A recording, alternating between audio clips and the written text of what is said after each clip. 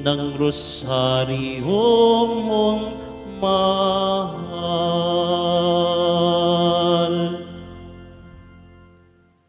Tayo nagkakatipon sa ngalan ng Ama at ng Anak at ng Espiritu Santo. Amen. Ang pagpapala ng ating Panginoong Kristo, ang pag-ibig ng Diyos Ama, at ang pakipag-isa ng Banal na Espiritu, naway sumainyong lahat.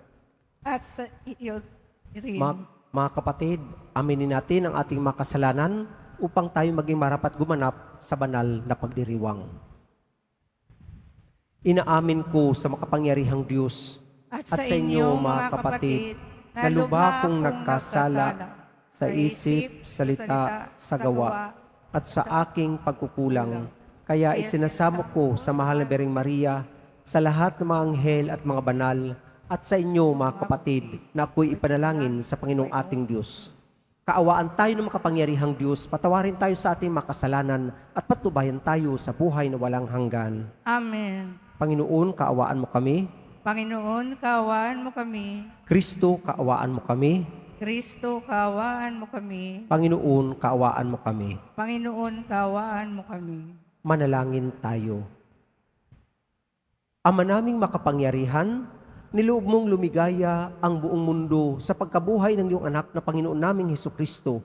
Alang-alang kay Mariang Birheng Ina ng Diyos, ipagkaloob mong makamtan namin ang galak ng buhay na di matatapos.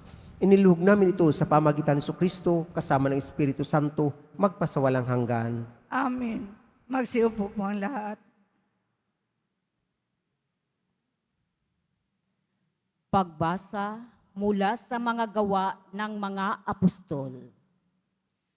Noong mga araw na iyon, ang mga mananampalataya ay nagkahiwa-hiwalay dahil sa pag-uusig na nagsimula ng patayin si Esteban. May nakarating sa Phoenicia, sa Chipre at sa Antioquia.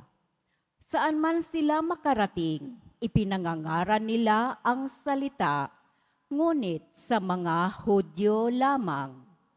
Subalit may kasama silang ilang taga-Chipre at taga-Serene, na pagdating sa Antioquia ay nangaral naman sa mga Griego ng mabuting balita tungkol sa Panginoong Hesus. Sumaka nila ang kapangyarihan ng Panginoon at maraming naniwala at nanalig sa Panginoon. Nabalitaan ito ng simbahan sa Jerusalem, kaya't sinugo nila sa Antioquia si Bernabe. Nang dumating siya roon at makita ang pagpapala ng Diyos sa kanila, siya'y nagalak at pinagpayuhan silang lahat na manatiling tapat sa Panginoon. Mabuting tao si Bernabe, puspos ng Espiritu Santo at matibay ang pananampalataya. Kaya marami siyang nadala sa Panginoon. Nagpunta si Bernabe sa Tarso upang hanapin si Saulo. At nang kanyang matagpuan ay isinama niya sa Antioquia. Isang taong singkad silang manatili roon kasama ng simbahan at nagturo sa maraming tao. At doon sa Antioquia, unang tinawag na Kristiyano ang mga alagad. Ang salita ng Diyos. Salamat sa Diyos.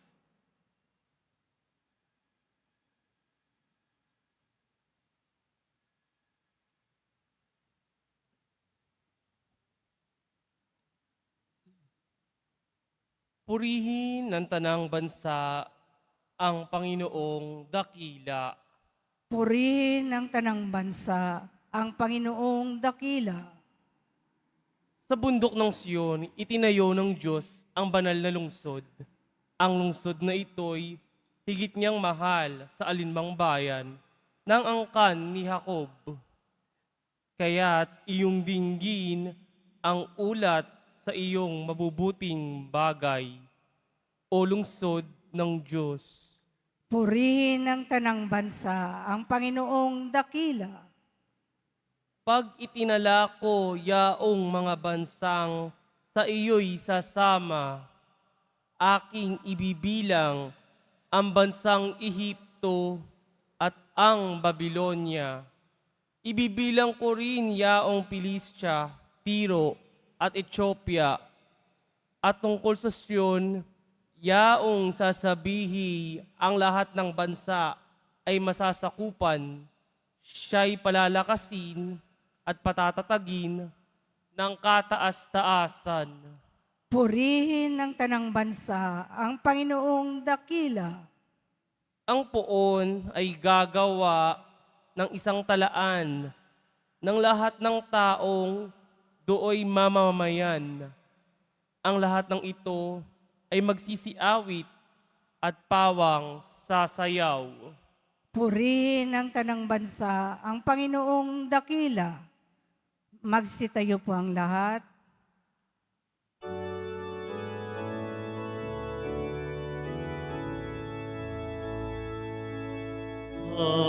Hallelujah, Hallelujah, Hallelujah,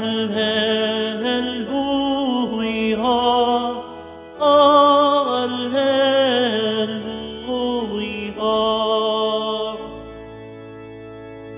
Ang tinig ko'y pakikinggan ng kabilang sa aking kawan, ako'y kanilang susundan. Hallelujah, Hallelujah, Hallelujah, Hallelujah.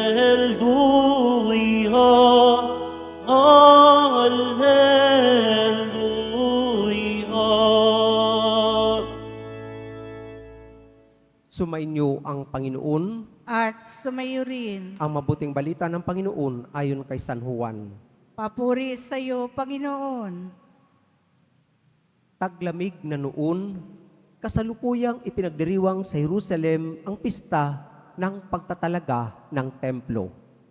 Naglalakad si Jesus sa templo sa portiko ni Solomon. Pinaligiran siya ng mga Hudyo at sinabi sa kanya, "Hanggang kailan mo kami pag-aaninlanganin? Kung ikaw ang Kristo, sabihin mo na ng tiyakan."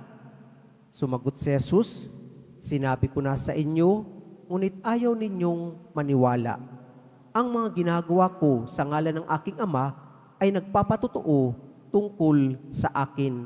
Ngunit ayaw ninyong maniwala sapagkat hindi kayo kabilang sa aking mga tupa. Nakikinig sa akin ang aking mga tupa.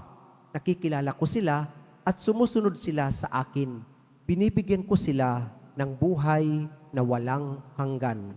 At kailanmay di sila mapapahamak. Hindi sila maagaw sa akin ni numan. Ang aking Ama na nagbigay sa kanila sa akin ay lalong dakila sa lahat. At hindi sila maagaw ni numan sa aking Ama. Ako at ang Ama ay iisa." Mga kapatid, ang mabuting balita ng ating kaligtasan. Pinupuri ka namin, Panginoong Hesukristo. Magsiupo po ang lahat. Magandang good morning sa inyong lahat, mga kapatid. Noong nakaraang linggo, part dito o halos kalahati ng ating ebanghelyo ay ating nasambit na, nabasa. Galing sa John 10:27 to 30, yung nakaraang linggo. Ngayon, medyo backward lang ng konti. Nagsimula sa verse 22. Pero ganun pa rin ang pakahulugan ng ating Panginoong Jesucristo na siya ang mabuting pastol at ang kanyang mga tupa ay nakikinig sa kanya. Nakikilala niya ang kanyang mga tupa at sila ay sumusunod sa kanya. At ang kanyang ibinibigay na katiyakan ay binibigyan ko sila ng buhay na walang hanggan at kailanmay di sila mapapahamak. So ang ganda po. Hindi sila maagaw sa akin ninuman. Ang aking Ama na nagbigay sa kanila sa akin ay lalong dakila sa lahat. At hindi sila maagaw ninuman sa aking Ama. Ako at ang Ama ay iisa. Kung pinag-aalinlanganin pa natin na ang Ama at ang Poong Nazareno, talagang isa lang. At ito, tuwing linggo, sinasambit natin ang ating credo, ang ating pananampalataya. Naniniwala tayo sa isang Diyos na may 3 persona. Alam natin ang Ama, Anak, at Espiritu Santo ay iisa. Ito po ay kanyang ibinigay na utos sa Mateo 28, yung last chapter ng Mateo, verse 19. Humayo kayo sa lahat ng bansa, binyagan ninyo sila sa ngalan ng Ama, ng Anak, ng Espiritu Santo. At tandaan ninyo, ako'y laging sa inyo hanggang sa katapusan ng sandaigdigan. Opo mga kapatid, naniniwala tayo sa isang Diyos na may 3 persona. Tuwing magdadarasal tayo, di ba, nagsa-sign of the cross tayo, nag-aantanda ng krus. Sa ngalan ng Ama, ng Anak, ng Espiritu Santo. Isang Diyos, 3 persona. Iba-iba ang pagkilos, pero iisang Diyos. Iisa ang kalikasan. Ang Ama at Anak ay iisa.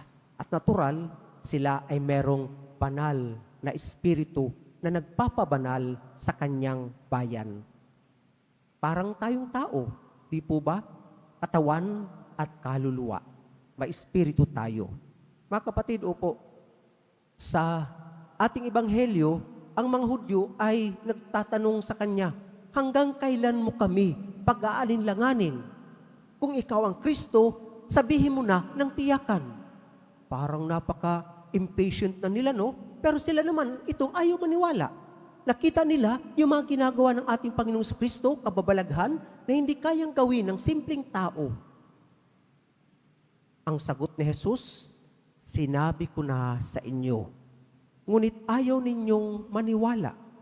Ang mga ginagawa ko sa ngalan ng aking Ama ay nagpapatotoo tungkol sa akin. Kung baga, ano ang puno, siya ang bunga. Kung makita natin yung bunga, makikita natin yun sa kanyang puno. Kung nakakuha tayo ng bunga ng mangga, ay alam natin, galing yan sa puno ng mangga. Wala pong magic doon. Pero si Jesus, sa kanyang mga gawa, kanyang pinatunayan na ang kanyang pagiging anak ng Diyos. By their fruits, you shall know them. Kapag ang isang magulang, mabuti, mabait, natural, yung kanyang mga anak, magiging mabuti. Anak pala yan ni ganito. Ay natural, mabait yung mga magulang. Kuminsan, may pagsuway, pero pangkaraniwan, kung ang mga magulang ay mabuti, natural po, ang kanilang bunga ay magiging mabuti.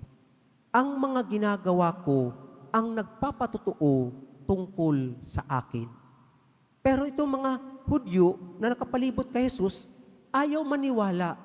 Sabi nga, mahirap gisingin ang taong gising. Amen? At ang taong ayaw maniwala, kahit anong pruweba ang ibigay mo, hindi maniniwala. Bakit? Wala, sarado ng isipan. Yun na yun. Kahit anong ibigay, wala tayong magagawa. Ang katotohanan hindi po nagbabago kahit hindi ito paniwalaan ng taong ayaw maniwala. Hindi po depende sa taong nagsasabi, maniniwala ako kapag ginawa mo ito. Sorry. Ang Panginoong Kristo sa kanyang kapangyarihan, hindi po yun depende sa taong gustong maniwala sa kanya. Ang katotohanan ng ating Panginoong Kristo, ang kanyang mga ginagawa, nariyan. Sinabi ko na sa inyo, ngunit ayaw ninyong maniwala. Ang mga ginagawa ko sa ngalan ng aking Ama ang siyang nagpapatotoo tungkol sa akin. Ngunit ayaw ninyong maniwala, sapagkat hindi kayo kabilang sa aking mga tupa. Nakikinig sa akin ang aking mga tupa. Nakikilala ko sila at sila ay sumusunod sa akin. Mga kapatid, opo, panatilihin natin na tayo'y makinig sa poong Jesus Nazareno, sa kanyang boses, sa kanyang tinig. Sundan natin siya kasi siya ang mabuting pastol. At natural, kapag sinusundan natin ang kanyang mga halimbawa, ang kanyang prinsipyo, pangaral, makikilala niya tayo at tayo ay susunod sa kanyang yapak. Ang buhay ng ating mabuting pastol, ang poong Nazareno, nagmahal. Ito yung kanyang pagiging mabuting pastol. Nag-alay ng kanyang buhay para ibigay sa atin ang balita ng kaligtasan.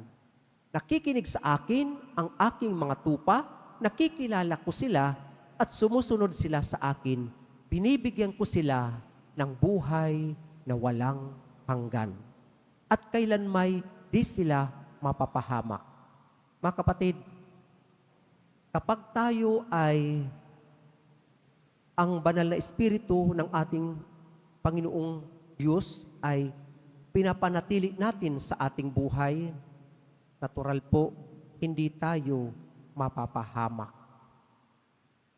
Sino po ba ang kikilos na agawin tayo sa ating Panginoong Diyos? Yung kanyang kalaban, yung tempter, yung may sungay. Pero wala siyang kapangyarihan sa atin kung ang ating Panginoong Sukristo ang siya nating pinananahan sa ating buhay, ang kanyang prinsipyo, ang kanyang halimbawa, ang banal na espiritu.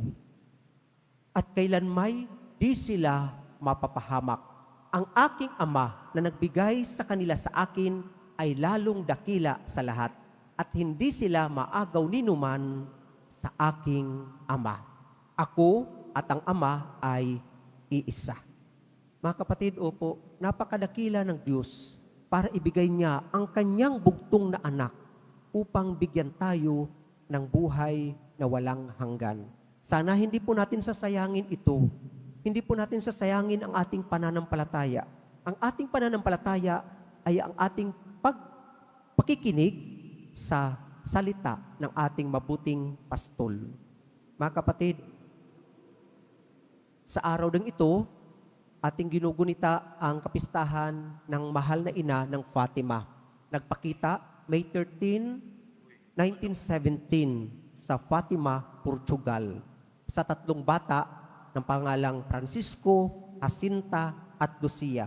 Si Lucia naging madre at naging kaibigan pa ni Pope John Paul II, naging madre. Iisa ang sinasabi ng ating mahal na ina. Ang pagtalikod sa kasalanan, ang pagbabagong puso, conversion, at ang pananalangin ng Santo Rosario. Pag tayo nananalangin ng Santo Rosario, ito'y pagninilay sa buhay ng ating Panginoong Hesukristo. Kaya nga, mas magiging malapit tayo sa ating Panginoong Hesukristo kapag nandoon sa atin ang pananalangin ng Santo Rosario. Ang ating mahal na ina, napakasipag na misyonera. Maraming bansa, maraming lugar ang kanyang pinagpakitaan para tayo'y akitin, dalhin sa kanyang anak. Ang ating tagapagligtas, ang ating mabuting pastol. Kaya mga kapatid, napakarami nating proteksyon laban sa kaaway natin. Nandyan ang ating mga panalangin, nandyan ang paggamit natin ng pangalan ng ating Panginoong Sukristo at natural po ang ating pananampalataya na siyang nag-uugnay sa atin sa ating mabuting pastol. Nakikinig sa akin ang aking mga tupa, nakikilala ko sila at sumusunod sila sa akin. Binibigyan ko sila ng buhay na walang hanggan at kailanmay di sila mapapahamak. Hindi sila maagaw sa akin ninuman. Napakaganda, no? para tayong bata na yakap-yakap lagi ng ating Panginoong Diyos. Protektado. Sana hindi tayo kumalas sa pagkayakap sa atin ng Panginoong Diyos. Kumakalas tayo sa yakap ng Diyos sa pamagitan ng kasalanan, mga pagdududa, o pag-aalinlangan sa ating Panginoong Diyos. Mga kapatid, opo, sa ating pananampalataya, nawa tayo ay lalong mas maging malapit pa sa ating butihing tupa, ang mabuting pastol, at ang ating mahal na ina sa kanyang mga pagpapakita, iisa ang kanyang samo, dalangin, pakiusap, ang magbagong buhay, ang magkaroon ng pagtitika sa mga kasalanan, pananalangin ng rosaryo, paglapit sa kanyang anak, ang ating tagapagligtas, ang butihing pastol. Sana po sa ating paglapit sa mahal na ina, lalo tayong mas maging malapit sa ating mabuting pastol, ang Panginoong Jesucristo, na siyang pinadala upang tayo'y bigyan ng kaligtasan. Gayon na lamang ang pag-ibig ng Diyos sa sanlibutan, kaya niya ipinadala ang kanyang bugtong na anak, na kung sino man ang sumampalataya sa kanya ay hindi mapahamak, kundi magkaroon ng buhay na walang hanggan. Magsitayo po ang lahat.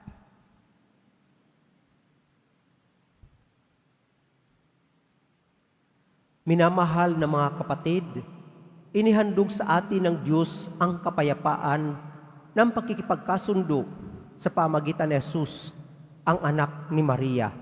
Ipanalangin natin na manatili sa atin ang kapayapaan. Diyos ng kapayapaan, basbasan mo kami. Diyos ng kapayapaan, basbasan mo kami. Ang mga pinuno ng simbahan, sa ilalim ng pagtatangkilik ng Birhen ng Fatima, naway higit na mailapit ang bayan ng Diyos kay Kristo at sa isa't isa. Manalangin tayo. Diyos ng kapayapaan, basbasan mo kami. Ang mga pinuno sa buong mundo, naway patnubayan ni Maria, ang Birhen ng Fatima, sa kanilang pagsisikap na magkaroon ng pangmatagalang kapayapaan ang mga bansa. Manalangin tayo.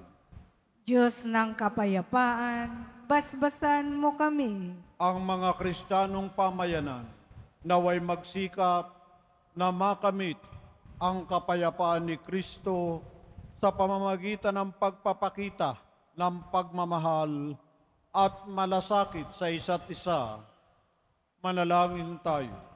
Diyos ng kapayapaan, basbasan mo kami. Ang mga nagdurusa sa mga espiritual o pisikal na kahinaan, naway kahabagan ni Maria, manalangin tayo.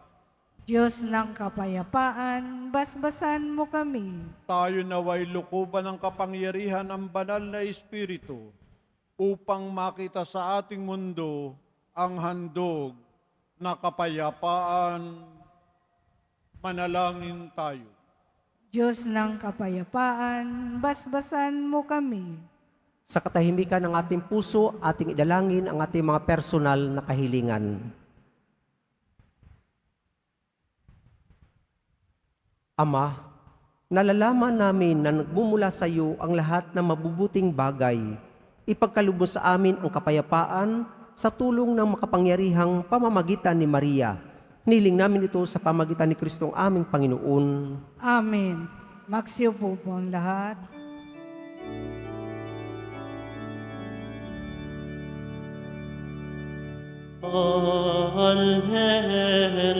Alleluia,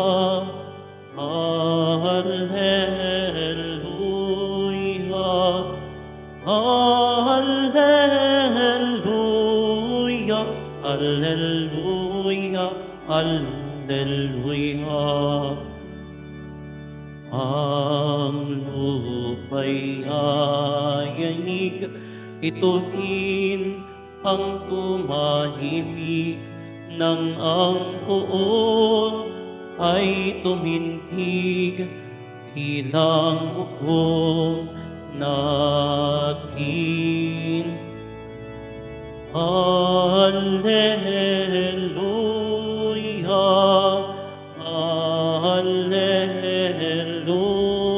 Alleluia,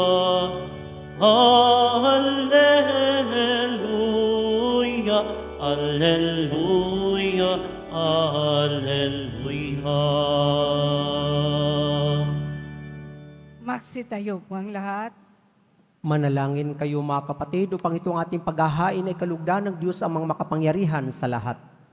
Tanggapin nawa ng Panginoon itong paghain sa iyong mga kamay, sa kapurihan niya at karangalan, sa ating kapakinabangan at sa buong sambayanan niyang banal. Manalangin tayo. Ama naming lumikha, ang aming paghahain ngayong ang mahal na berhe ginugunita, kami humihiling na kami ay matulungan nawa ng iyong nagkatawang taong anak na naghain ng sarili sa krus sa nadambana at ngayon nabubuhay kasama mo at ang Espiritu Santo magpasawalang hanggan. Amen. Sumainyo ang Panginoon, At sumayo rin. itaas sa Diyos ang inyong puso at diwa. Tinaas na namin sa Panginoon. Pasalamatan natin ang Panginoong ating Diyos. Marapat na siya ay pasalamatan. Ama naming makapangyarihan, tunay marapat na ikaw ay aming pasalamatan, ngayong pinarangalan ang mahal na Birheng Maria. Bukod mong pinagpala sa babaeng lahat, ang mahal na Birheng totoong mapalad, na yung piniling maging ina ng iyong anak, nung isugo mo siya bilang aming Mesiyas. Sa kapangyarihan ng Espiritong Banal, ang Birheng Maria ay naging inang tunay ng iyong anak na kanyang isinilang bilang liwanag nitong sanlibutan. Kaya kaisa ng mga anghel na nagsisiawit ng papuri sa iyo nang walang humpay sa kalangitan, kami nagbubunyi sa iyong kadakilaan. Santo, Santo, Santo, Panginoong Diyos ng mga hukbo, napupuno ang langit at lupa ng kadakilaan mo. Hosana sa kaitaasan, pinagpala ang naparirito sa ngalan ng Panginoon. Hosana sa kaitaasan. Magsilod po ang lahat. Ama naming banal, ikaw ang bukal ng tanang kabanalan. Kahit sa pamagitan ng iyong Espiritu, gawin ng banal ang makalob na ito upang para sa amin maging katawan at dugo ng aming Panginoong Heso Kristo. Bago niya pinagtiis ang pusang loob na maging handog, hinawakan niya ang tinapay. Pinasalamatan kanya, pinaghati-hati niya yun, iniabot sa kanyang mga alagad at sinabi, "Tanggapin ninyong lahat ito at kanin. Ito ang aking katawan na ihandog para sa inyo."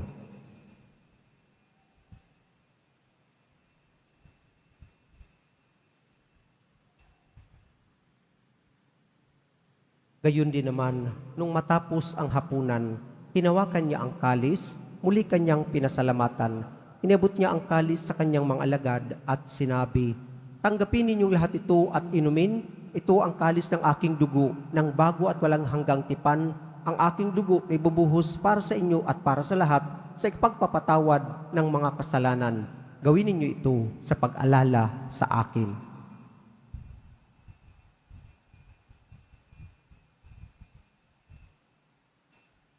Magsitayo po ang lahat. Ipagbunyi natin ang misteryo ng ating pananampalataya. Si Kristo'y namatay, si Kristo'y nabuhay, si Kristo'y babalik sa wakas ng panahon. Ama, ginagawa namin ngayon ang pag-alala sa pagkamatay at muling pagkabuhay ng iyong anak, kaya't iniaalay namin sa iyo ang tinapay na nagbibigay buhay at ang kalis na nagkakaloob ng kaligtasan. Kami nagpapasalamat dahil kami iyong minarapat na tumayo sa harap mo para maglingkod sa iyo. Isinasamo namin kaming magsasalo-salo sa katawan at dugo ni Kristo ay mabuklod sa pagkakaisa sa pamagitan ng Espiritu Santo. Ama, lingapin mo ang simbahang laganap sa buong digdig, puspusin mo kami sa pag-ibig, kasama ni Leon na aming Papa at ni Jose na aming Obispo at ng Tanang Kaparian. Alalahanin mo rin ang mga kapatid naming nahimlay na may pag-asang sila'y muling mabubuhay, gayon din ang lahat ng mga pumanaw. Kaawaan mo sila at patuloyin sa iyong kaliwanagan. Kaawaan mo at pagindapatin kaming lahat na makasalo sa iyong buhay na walang wakas. Kaisa ng mahal na Birheng Maria na ina ng Diyos, ng kabiyak ng puso niyang si San Jose, kaisa ng mga apostol, ni San Juan Bautista, at ng lahat ng mga banal na namuhay dito sa digdig ng kalugod-lugod sa iyo, maipagdiwang nawa namin ang pagpupuri sa kararangal mo sa pamagitan ng iyong anak na aming Panginoong Hesu Kristo. Sa pamagitan ni Kristo, kasama niya at sa Kanya, ang lahat ng parangal at papuri ay sa iyo, Diyos amang makapangyarihan, kasama ng Espiritu Santo, magpasawalang hanggan. Amen. Sa pamagitan ng binyag, tayo'y naging mga anak ng Diyos. Bilang mga anak ng Diyos, tayo tumawag sa ating iisang Ama.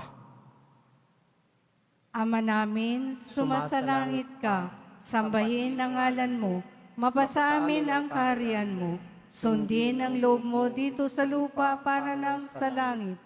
Bigyan mo kami ngayon ng aming kakanin sa araw-araw at patawarin mo kami sa aming mga sala para nang pagpapatawad namin sa nagkakasala sa amin. At huwag mo kaming ipahintulot sa tukso at iadya mo kami sa lahat ng masama. Hinihiling namin kami adya sa lahat ng masama, pagkalooban ng kapayapaan araw-araw, iligtas sa kasalanan at ilayo sa lahat ng kapahamakan, samantalang aming pinananabikan ang dakilang araw ng pagpapahayag ng tagapagligtas naming sa Hesu Kristo. Sapagkat iyo ang kaharian at ang kapangyarihan at ang kapurihan magpakailanman. Amen. Panginoong Kristo, sinabi mo sa mga apostol, kapayapaan ang iniiwan ko sa inyo, ang aking kapayapaan ang binibigay ko sa inyo. Tunghayan mo ang aming pananampalataya at huwag ang aming pagkakasala.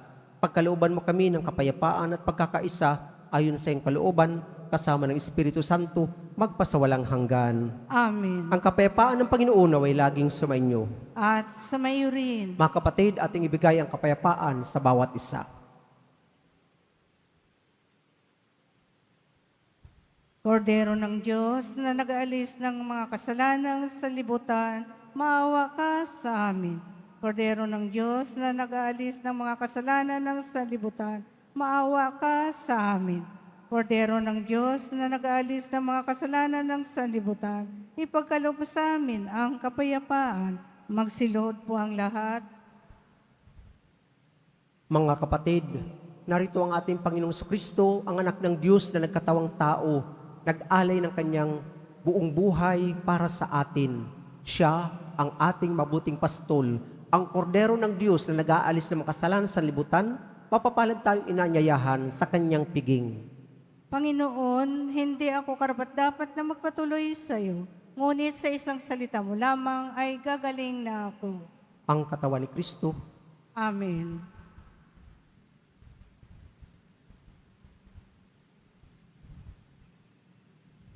Para sa lahat ng tatanggap ng banal na komunyon, sasagot po tayo ng amin. Pagkasabi ng pari o ng lay minister ng katawan ni Kristo at isubo agad sa bibig bago umalis sa harapan ng pari o lay minister. Sumunod po tayo.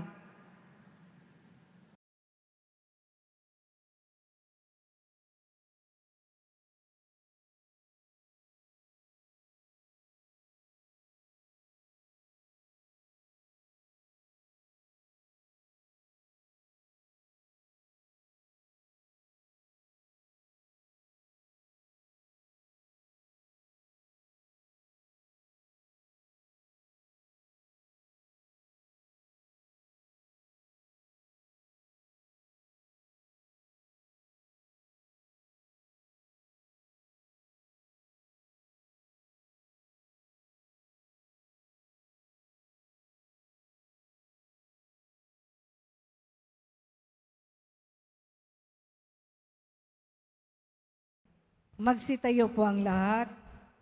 Manalangin tayo. Ama naming mapagmahal, pagtibayin mo ang aming kalooban, ang aming pinagsaluhang pananda ng pananampalatayang tunay, ang pinaninindigan naming Diyos na totoo at taong totoo na ipinagdalang tao ni Maria sa kanyang sinapupunan, ay siya nawang magpagindapat na kami sumapit sa kaligayahan walang maliw na buhay, sa bisa ng kanyang nagliligtas na pakikinabang, sa pamagitan niya kasama ng Espiritu Santo, magpasawalang hanggan. Amen. Sumainyo ang Panginoon. At sumayo rin. Mahal na poong Jesus Nazareno, inihayag mo sa pamagitan ng krus ang walang maliw na pag-ibig ng Diyos sa sangkatauhan. Pakinggan mo ang kahilingan, lalo na para sa mga nangangailangan ng iyong tulong at awa. Makamtanawa namin ang iyong kasagutan na may utang na loob na tinatanaw. Basbasan din po ninyo itong mga imahin at dasalan upang lalo kaming manalangin at magtiwala. Sa pamagitan ng bendisyon na ito, naway lalo kaming maging mapaglingkod, masunurin at tapat sa iyo na aming maluwalhating Panginoon magpasawalang hanggan. Amen. At pagpalain kayo kasama ng inyong mga mahal sa buhay ng makapangyarihang Diyos, Ama, Anak, at Espiritu Santo. Amen. Humayo kayong taglay ang kapayapaan ng Poong Jesus Nazareno. Salamat sa Diyos.